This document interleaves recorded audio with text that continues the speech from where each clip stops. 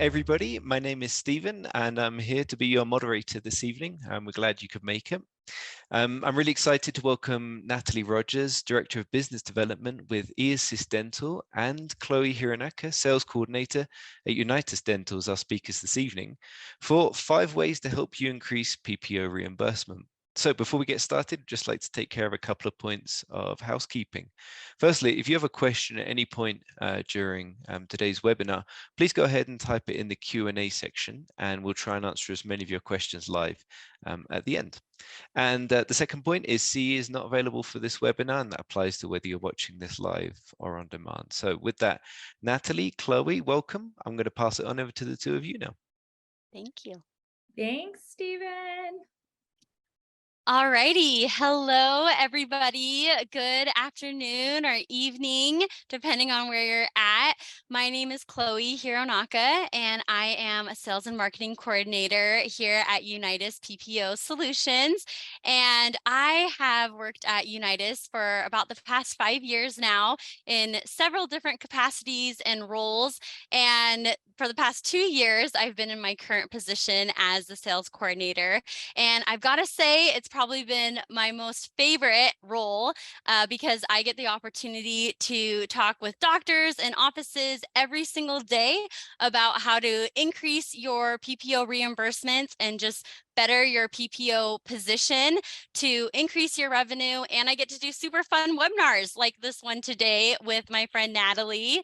And so hopefully, today you will learn a lot of great insight, and we'll be able to share some helpful tips with you and, really take that action to getting your practice maximizing those reimbursements. So super excited and grateful to be here today. Yay, thanks, Chloe. I love that.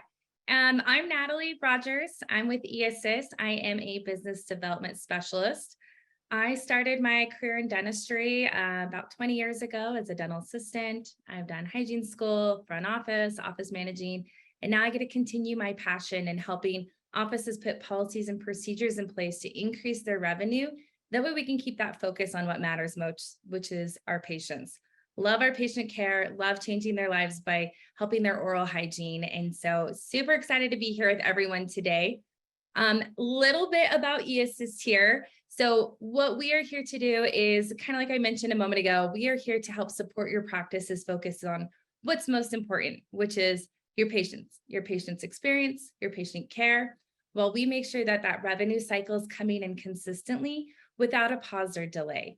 So we love to partner with offices to help them reach their revenue goals and really focus on their dentistry. And here at Unitas PPO Solutions, we've actually been doing this since 2011. So for about the past 12 years now, we've had the opportunity to work with thousands of practices all across the country. We've had clients in every single state, and we currently represent over 1,400 dental practices. And it's really great because when dealing with these insurance companies, a lot of times there are state specifics and obviously the different markets. And so you really want to know the different ins and outs there and have that experience. The more experience and data you have in this industry, the better, the more leverage you can have with these insurance companies. And these are obviously national insurance carriers. And so coming to them as one united front and seeing those different trends in the industry as a whole is very, very helpful. We are actually based out of Mesa, Arizona, so essentially Phoenix, and we make up a team of over 100 PPO insurance experts to help consult dental practices. Alrighty, so jumping into the good stuff, I wanted to kind of go over the 3 key learning objectives for today.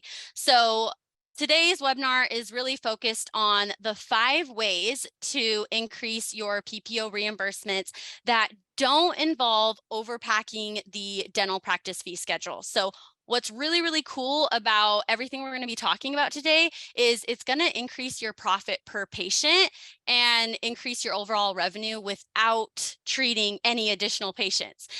We're also going to discover how you're sending your claims really matters, why it's super, super important. Natalie's going to talk to us about that. And then we're going to talk about how PPO negotiations and dental billing and coding expertise are maybe more closer than you might think, and how marrying the two together really helps that revenue management cycle, as Natalie just mentioned. All righty, so we wanted to start out with a little poll. So go ahead and get ready. We want to know how many PPOs you are currently participating with. So how many insurances are you participating with as a PPO provider? You have a couple options there. You could do 1 through 3, maybe 3 to 5. 5+, or what is a PPO? Maybe you're not with any, or you're not sure. So go ahead, type in your answer there. So Chloe, why they kind of look into that, on average, how many people out there in the US do you think have PPO policies as an individual participation? Yeah, great question. So statistically, actually 65% of people in the United States have dental insurance or dental benefits. And so, 65%, more than half of Americans are having insurance plans. Wow, that's a lot. Yeah. Great. Yeah. All righty. Let's see if we have those results in. Let's kind of see what those are looking like. Okay, wow. So it looks like right now we have 42% of you are with 5 or more PPOs. So that's definitely a good chunk. About 17% are with 3 to 5 PPOs, and 33% of you are with 1 to 3. And only 8% of you said, what is a PPO? So for those 2 of you that answered that, PPO stands for Preferred Provider Organization, and it's being in network with the insurance plan. So awesome results. But like, as you can see, a lot of you practices are in network with PPOs. So hopefully, again, you'll find the information we share with you super beneficial today as we talk about 5 ways you can maximize your PPO reimbursements. All righty, so I get to start out. And the first thing we're going to talk about to increase your reimbursements is direct PPO negotiations. So hopefully by now, especially if your office in network with PPOs, you have discovered that you actually can negotiate your PPO reimbursements or your fee schedule. So there's a couple of things we need to do first, though, to essentially prepare for that. And one of the most important things you need to do is verify who you're in network with, and more specifically, how you're in network, because there's technically 3 different ways you could be considered a in-network participating provider. You can have a direct contract. You can also be leased through another PPO. It's called PPO to PPO leasing. Or you can have what's called umbrella networking go on, which means that you're a network through an umbrella or TPA company. So most PPO practices might have all 3 of these going on, or at least 2 of them. And so that can make it a little bit tricky to know what your actual participation is. But that's why it's so crucial to identify this. A lot of times when you call the provider relations, they'll just say, oh, yep, you're in network. But that's not really sufficient. You want to know which specific type you are, because that ultimately will determine what fee schedule you are utilizing, therefore who you need to reach out to negotiate with. So we're going to delve in, and I'm going to elaborate a little bit more on those different participation types for you. So the first participation type is, like I said, the direct contract. So that's going to be the most straightforward, probably the most common, or at least the most common one that you're probably familiar with. That used to be the only way you could be a network with an insurance company. But if you have a direct contract, that means that at some point in time, you filled out a credentialing application and you submitted it directly to that company, stating you're going to be a network provider and you're agreeing to treat patients according to their reimbursements or their set fee schedule. So whenever you have a direct contract with the insurance company, you've again submitted a contract, that patient comes in, you treat them, submit the claim back to that insurance, and they reimburse you according to the fee schedule. Now, the next participation type is going to be the PPO to PPO leasing. So this has started to become very, very common. Most PPOs do this now. And so again, you maybe have noticed it, or once I explain this, are going to be like, oh my gosh, yes, that is happening to our practice. But basically, the PPOs have essentially partnered together and they agree to grow their networks. They pay each other leasing fees and they say, okay, any provider that partners with me, I'm going to lease out to any of these PPOs that I have partnered with. And so what that means for the provider is you are considered in network with those other insurances that you're being leased out to when those patients come to your practice, but you're typically are actually going to be reimbursed according to the fee schedule of your direct contract of the company that's linking you to those other companies. So for example, if you were to contract with, let's say, this Orange insurance company, that's where you have your direct contract, that Orange company has formed this partnership or leasing relationship with the Green insurance. When that Green insurance patients come to your practice, you're a network, you treat them, submit the claim back to that patient's insurance company. But even though it's that Green insurance, and that's the patient you're treating, you're still going to get reimbursed according to, again, your Orange insurance company's direct contract, since that's the one linking you. So again, very, very common. And the final participation type is going to be the umbrella networking relationship. So it's the same concept as the PPO leasing relationship. Really, there's 5 or 6, depending on where you're located, major umbrella networks. Some of the ones you may have heard of are like Denimax, Connection, Carrington, Zealous, Premier Dental Group. But basically, they're called umbrellas. They're set up a little differently than the regular PPO. They're meant to recruit a lot of providers and basically have these contracts with almost every PPO, hence the name umbrella. So when you go on contract with one of those, you're basically going to be in network with a bunch of PPOs. But again, depending on which umbrella you contracted with, that's the fee schedule that all those PPOs would fall under. And so that is why, again, it is so crucial to identify which participation type you are, if you're direct through another PPO or through an umbrella, because that's going to help us identify who you need to reach out to directly negotiate with. Anyone that you have that direct contract with is who you reach out to negotiate with. So now we want to take it a step further, though, and I'm going to talk to you a little bit about optimization. So you may be thinking, again, oh my gosh, we totally have that PPO to PPO leasing go on. It's causing a lot of problems because we don't really know who we're in network with, or oh my gosh, we're utilizing this really low fee schedule that we're defaulting to. So again, maybe some of you have been noticing that PPO to leasing in your practice. When I explain that to offices, they're always like, can you fix that? Or how do we fix that? The answer is yes, we can definitely fix it and prevent that from happening. But we even take it a step further and look at how we can use those leasing relationships to our advantage so that for every single PPO, we can identify the best path to participation based on what the reimbursements are. So what you want to do is, again, first determine your participation status, and you want to look for each provider, each location. You want to be very specific because it can totally vary, even if the providers are under the same tax ID or the locations are under the same tax ID number.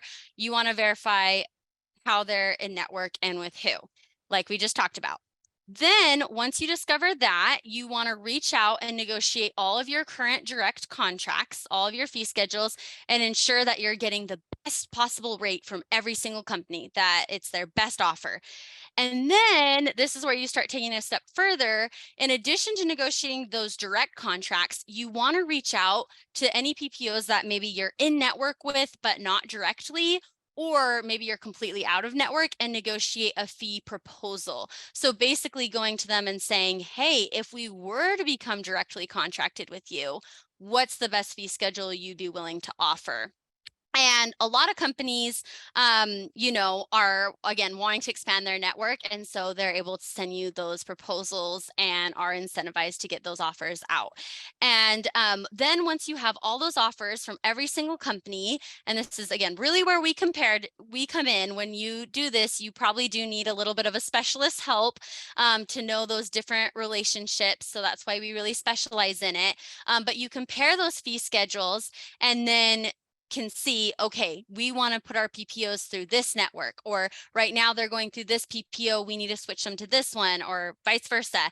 And then of course, implement. And that's usually a combination of adding and dropping those contracts to utilize the highest fee schedule possible. So really, again, fixing this contracting is really where most doctors do see the biggest jump in their reimbursements. And that's really where you're going to maximize that revenue, is by marrying negotiations to get the best rate, and then networking yourself to go with the higher paying companies.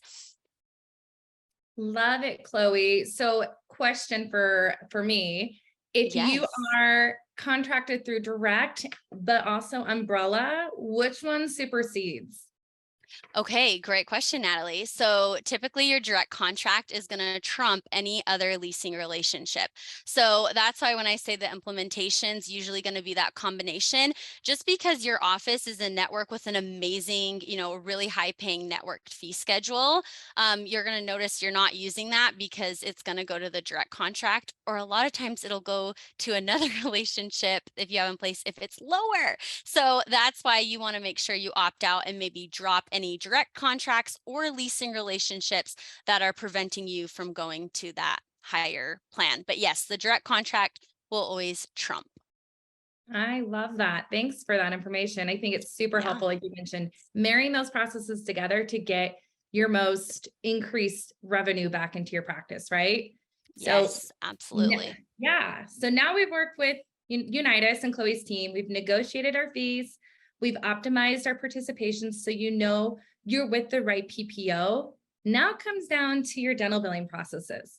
Let's now maximize your continued dental billing claim reimbursement with your dental billing processes and send out those clean claims. So the first step for a clean claim is sending what you did and by who.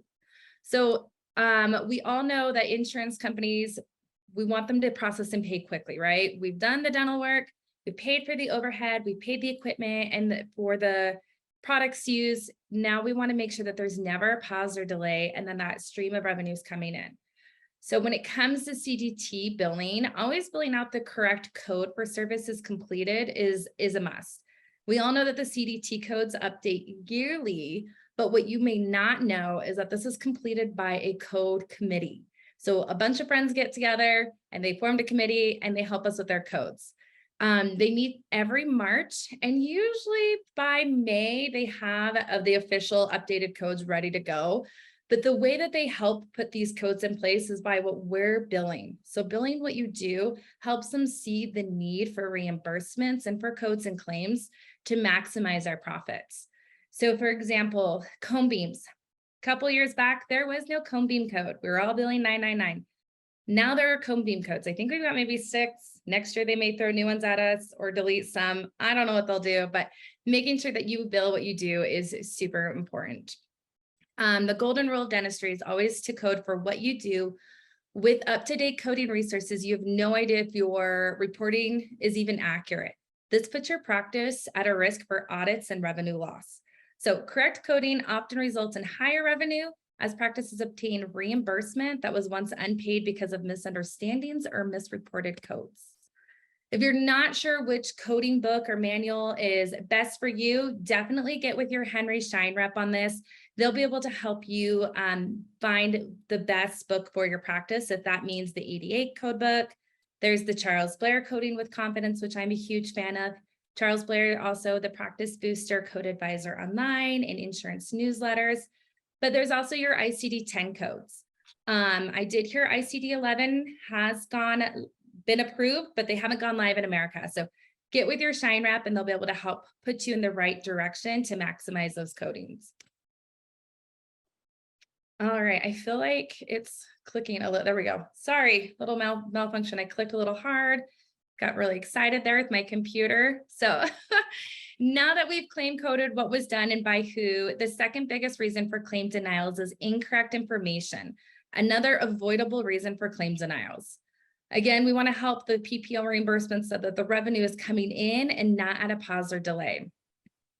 So we found that 80% of the work that it takes to collect what is produced must be done on the front end. If things aren't done accurately prior to sending a claim, you're going to lose money spending the time and resources to chase down those errors. So if those claims don't go out clean the first time, you're now going to spend team members' time to sit on hold to find out where the revenue is and help correct it. Denials due to inaccurate information are avoidable. So putting a process in place where everyone in the office knows what needs to be done prior to that patient coming into the practice, prior to that claim being created, is going to be essential to help to make sure that that revenue comes back quickly. Couple suggestions on things to make sure to get is your pre-appointment readiness plan. So this should include gathering information like that patient's date of birth, subscriber's date of birth, as well as their full legal name. So my dad's name is William, but he goes by Bill. I know that's an easy one to kind of see the difference, but sometimes people go by their middle name and really their legal name is something else. So when you're scheduling patients, make sure to ask, what's your legal name? That way it doesn't pause or delay, again, that revenue coming in. Collecting the insurance payer information. That's a super big one to make sure that you're gathering upfront because some insurance companies have multiple locations. So if you send the claim to the wrong location, they're not always going to forward it to the correct location for you.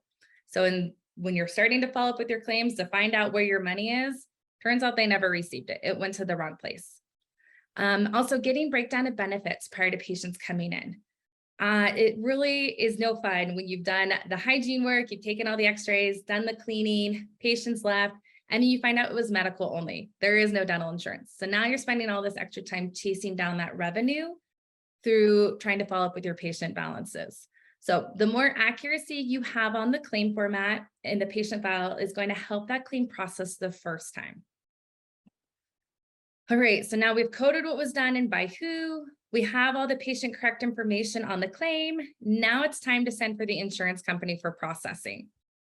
So we want to attach all necessary documents to the claim. Just like if you were to get into a car wreck, you're going to take photos, you take videos of the car, you're going to get statements, and you gather all this documentation to send to your insurance, your automobile insurance, so they'll help pay for the car to get fixed. Same thing applies here. So when we're doing our dentistry, we want to make sure we're gathering all the correct documentation and sending it to the insurance with our claims. So sending any pre-op, post-op x-rays that may be needed, intraorals, perio charting. We also want to make sure we narrate why we're doing what we do. So there is a little narration code box, but we don't want to write a novel. The insurance will only receive so many characters in it. So if you're writing a novel, they're not going to read it and the claim will probably get denied. So really sounding down in that claim box what you did and make it really just to the point is going to help them when they're reading those. Sometimes we've got secondary claims too. So when you're sending secondaries, always make sure to attach a copy of that primary EOB and what the EOB paid in case they're going to coordinate benefits. And then again, in that remarks box, make sure to put in their primary paid this amount. That way they can easily see it for reference. Now, when we're sending the claims, there's a couple ways to send it. You can send it by mail, you can send it by fax, but sending it electronically is going to be the best practice for sending your claims when available. Not all payers accept electronic claims, so when they do, best practice is to send it electronically. This is going to give you immediate rejection of any kind of kickback. That way you can deal with those immediately versus finding out and letting it build up on that AR report. Also, it's going to timestamp an NEA number for you. That way, when you call the insurance company and they say, hey, we've got your claim, but we don't have attachments, you can give them that NEA number over the phone. And a lot of times they find it immediately. They put it all back together and then send it forward for processing. Now, remember on previous slide, we talked about gathering kind of patient information. And one of those things were the date of birth. Super important that you're gathering date of birth for subscriber for primary and secondary, as well as for the patient. A lot of times, 9 times out of 10, if you're dealing with a dad, mom, and children, Just because the dad's the head of the household or mom's head of the household doesn't always make their insurance primary insurance. A lot of times insurances go by the date of birth rule. So if mom's date of birth is January and dad's is October, mom's is going to be primary most of the time. So making sure you gather that information again at the beginning, it's going to help you know which claim to send out first versus sending secondary first and having it denied. And again, there's a pause in the revenue coming in. We also want to make sure that the office is invoicing out your UCR fees on the claim. This one's really big. So when you send out your UCR fees to the insurance company, they're able to see if there's any discrepancies between the two. If you're sending out the insurance fees, they're going to see the same fee and think, hey, great, we got it right. We're reimbursing the right amount. When really, it's probably more like this. So making sure you invoice out your UCR fees. Check with your practice management software. A lot of times on your practice management software, you can set up the patient ledgers to reflect insurance fees. That way you have less adjustments later on down the road, but then that claim will automatically go out with your UCR fees. So again, we want the insurance when they review this annually and they update their fees, we want them to see if there are any discrepancies.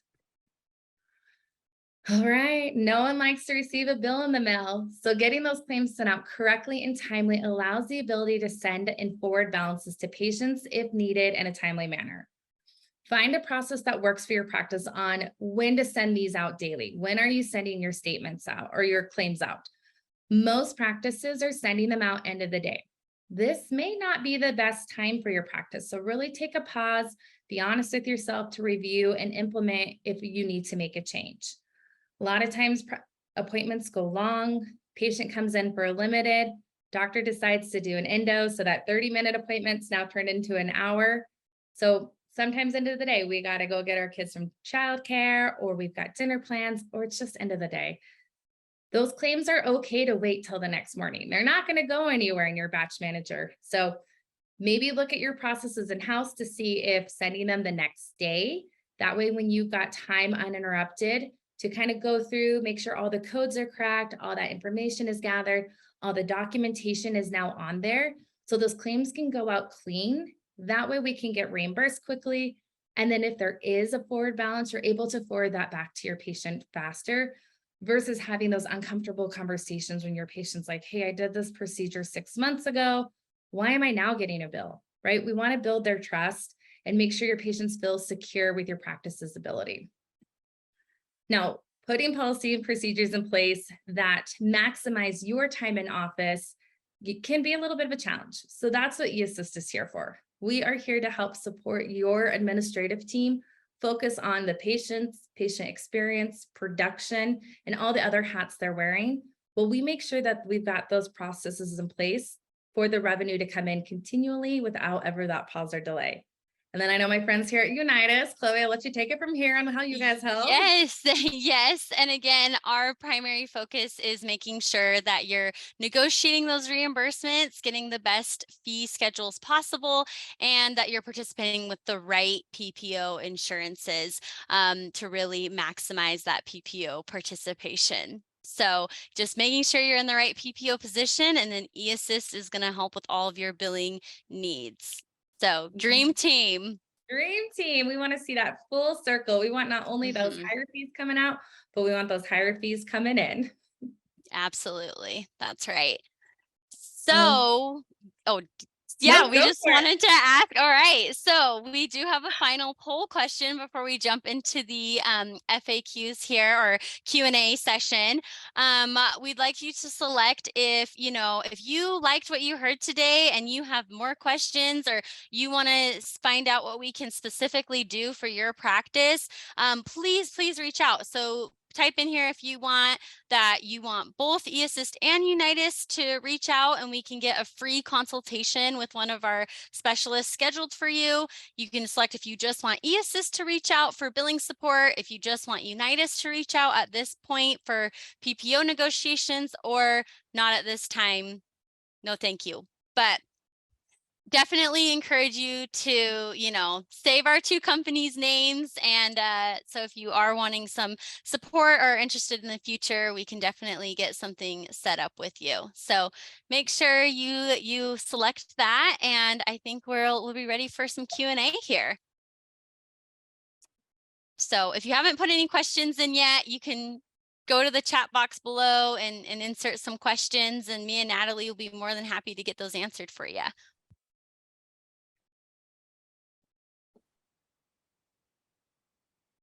Okay, we'll end that poll there just to make it easy. So yeah, guys, if anybody has a question, you should be able to see the Q&A button on your screen. You can go ahead and submit a question there, and Natalie and Chloe will be happy to answer for you. I'll just give you guys a minute to submit your questions. Chloe, question for you while we kind of wait for some of those. Yes. So I know you said with the negotiation, you can kind of see those fee schedules. Once you have negotiated your fees and you've got that better schedule, does the insurance still come in and update that yearly, or is that what you're kind of locked into? Okay, yes, great question. So typically, for every company, it's a little bit different. There are companies that do standard annual updates, if you will, even if you aren't proactively negotiating, it's usually pretty minimal. But once you do negotiate a rate, or if you're a new doctor credentialing with new PPOs, or you're opening a new practice and you're credentialing, you are going to be locked into the fee schedule for 2 years that they put you on. So every 2 years from the time you credentialed or from the last time you negotiated is when you're eligible to negotiate those rates. So if you're going through this negotiation process, you want to make sure you're keeping up with it every 2 years. And again, if you're credentialing or adding PPOs, that's a huge plug or tip I want to put in, is that you want to negotiate those reimbursements before you credential, because whatever you get on, you're going to have to wait that 2-year mark. 2 years, man, that is a long time if you're stuck in a lower rate. Yes. Yes, I know, right? So you really just want to, and again, with the optimization, you want to make sure that you are credentialing with the right PPOs right off the bat, And so on that note, I had a question for you as well, Natalie. Okay. So on the note of maybe, adding an associate or, maybe opening a new practice, I was curious, I get asked all the time from offices, so I'm sure people have this question. When you do add an associate, do you need to credential them if you're going to bill through your tax ID number? It's all just through the owner, it's the owner's contract. So do they need to be credentialed? What's the story with that? Yeah, that's a great question. We hear that a lot over here at eAssist as well. And kind of like I mentioned before with best practice on coding what you do, you also want to invoice who did what, right? It's under their license. So you definitely want to make sure you're keeping things straight with the insurance on what you did and who did it. So if you want, you can have more than one provider in network, some out of network, completely up to your practice on how you guys choose to do that. But if you are invoicing out procedures, make sure the correct rendering provider's on there. Amazing. Yes, thank you. Yeah, make sure you're getting, if they're treating insured patients and you want them to be in network, get the credentialing done so that you can make that claim processing process clean and straightforward. Okay, it looks like we got some questions in, so we'll get rolling on those. Yeah, we've got some questions. Okay, so the first one here, is there a waiting period to optimization? Okay, great question. So it does vary by insurance company. It really can depend. There can be a waiting period for optimization, as in there's a few select companies in which you may experience some slight out of network time to get it picked up under the umbrella network. So there are some isolated circumstances where that is a possibility. So that's something we always, of course, advise clients when we're making recommendations to optimize of what that out of network time may be. But yes, it does take time as well, just because if you are adding an umbrella network that you're not with, you have the credentialing time, and it typically takes 90 to 120 days for an insurance to process a credentialing application. Also, again, if you're opting out or dropping a PPO plan or contract you currently have, that typically is a 90-day termination time period as well. And then, like I said, then you wait for the PPO to get picked up under the umbrella network. And the lags there is what can vary by insurance company. So hopefully that answers your question. Okay, thank you, Chloe. All right, next question. Cigna told me if I terminate the direct contract, they can block me from being picked up by Zealous Umbrella. Is this true? Okay, yes. So this has been a trend we've been seeing a little bit with Cigna specifically. There is a chance whenever you optimize that they can technically block the relationship from happening.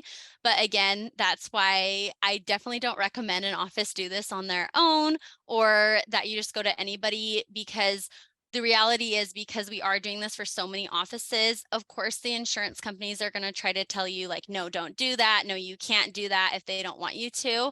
But we know statistically what the risks really are and aren't there. So if we do think that it's one that maybe is having a little trend or a moment of blocking those relationships, then we definitely will recommend to the office, hey, we can do this. Here's what the fees would be, but it's a more risky optimization.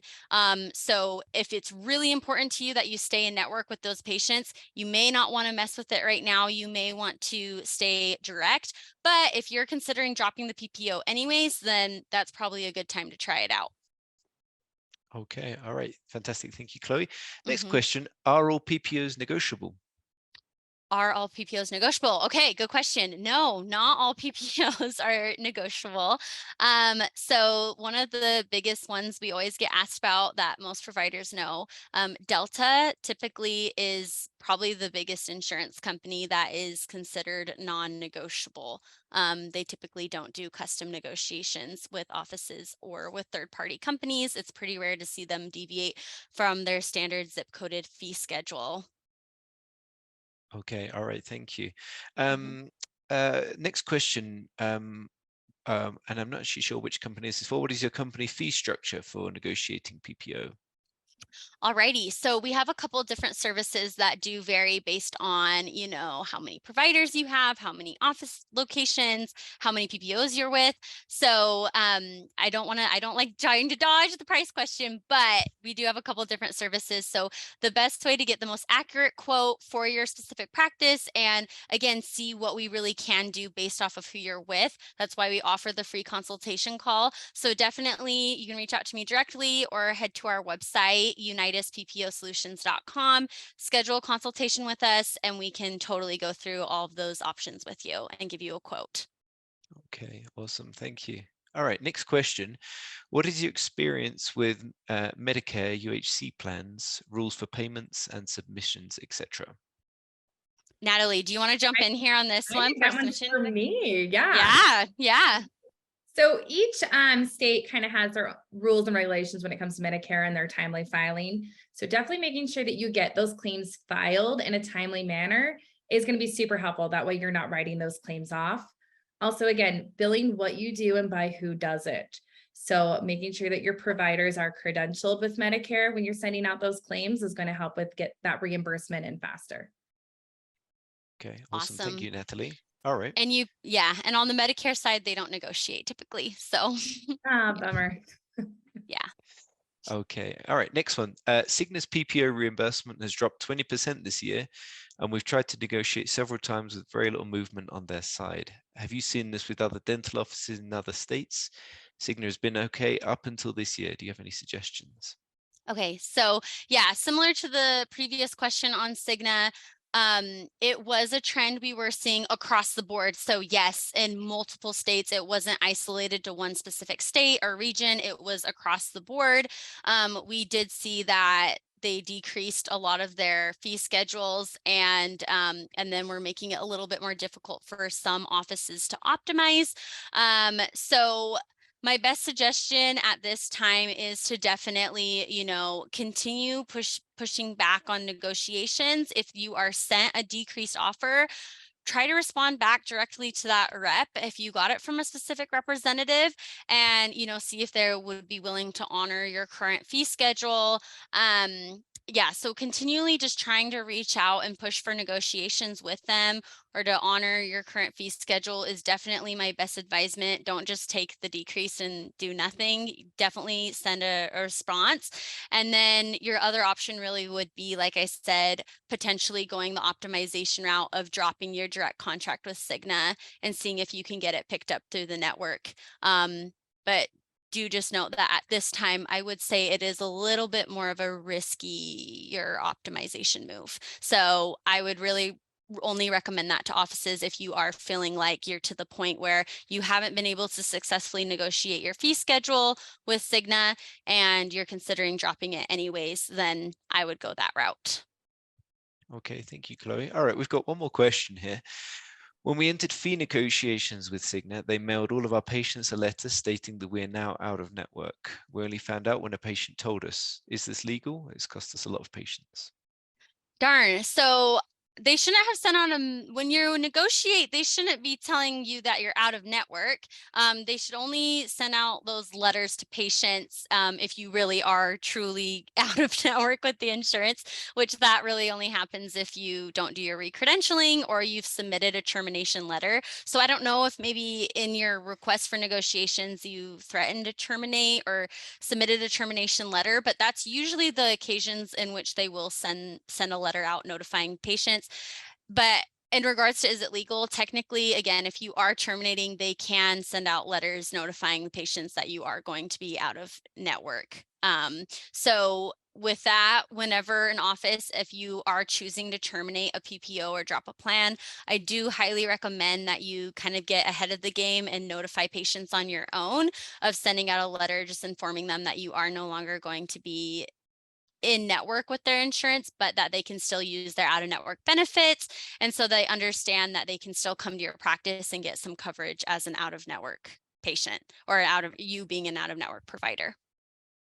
Wonderful, thank you. Well, hey, it looks like that's all the questions. So Natalie, Chloe, do you have anything to add before we finish up? I think I'm good. Natalie, did you have anything?